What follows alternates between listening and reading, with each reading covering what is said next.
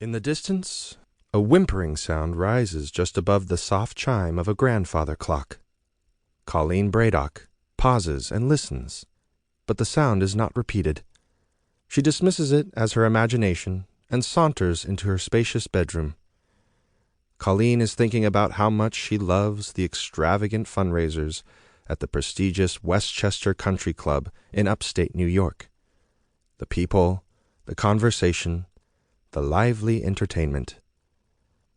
From the edge of her bedside chair, she removes her high heels in a leisurely fashion. Then she stands and slowly unzips the back of her stunning evening gown, unhooks her lace-covered bra, and drapes them over her chair.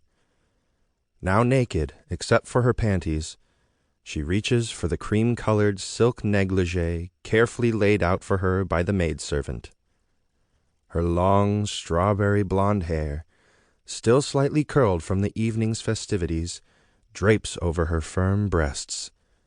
She slides the negligee over her head as she walks to her dressing table. She brushes her hair with long strokes as she admires her reflection in the mirror. "I wish Patrick could have been with me tonight," she thinks. "Everyone misses him when he's not there." She reaches across the four-poster bed to pull back the quilted comforter. Using a small step stool, she gently climbs into bed, thinking on how she feels too excited to sleep. She grabs the novel she has been working on and burrows into her overstuffed pillows.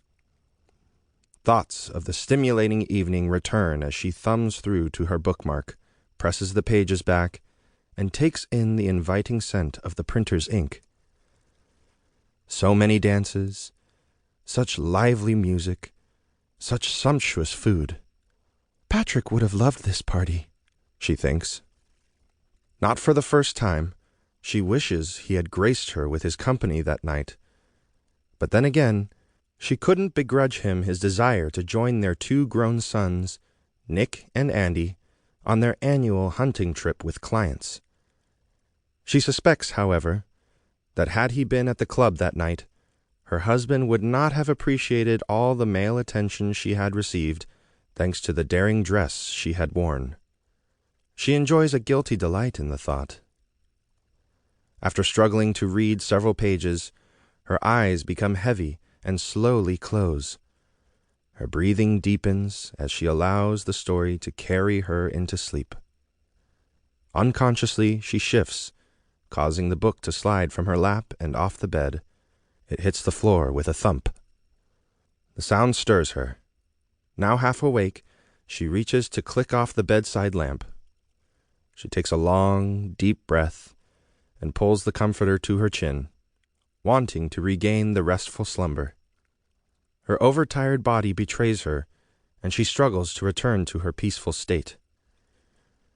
Colleen recalls stimulating conversation, rich food, fine wine. It all combines to cause her to toss and turn for what feels like hours. Then she hears it. The sound is so startling and so alarmingly close that at first she believes she must have dreamed it. Disconcerted, she sits upright on the edge of the bed, trying to clear her thoughts. But when she hears it again, she can't help herself. Although not entirely awake and very much alone in the house, she feels compelled to investigate. It's 3 a.m, and her bedroom is awash with light from the full moon. She moves cautiously in the moonlight, reaching for the robe folded carefully on the padded chair next to her bed. In her bare, lily-white feet, she tiptoes down the hall to the stairs. She runs her fingers through her hair as she floats down the winding wooden staircase. With her willowy frame and flowing negligee, she realizes she must look like something of a ghost in the eerie blue-gray light of the grand entry hall. Moonlight pours through the floor-to-ceiling leaded glass windows. When the sound rings out for a third time, she turns with a jerk and stalks in the direction from which it came. She knows that, for the most part, the house is empty. Only a handful of the house staff would have remained for the night, and all would have retired for the evening. Through each room she passes,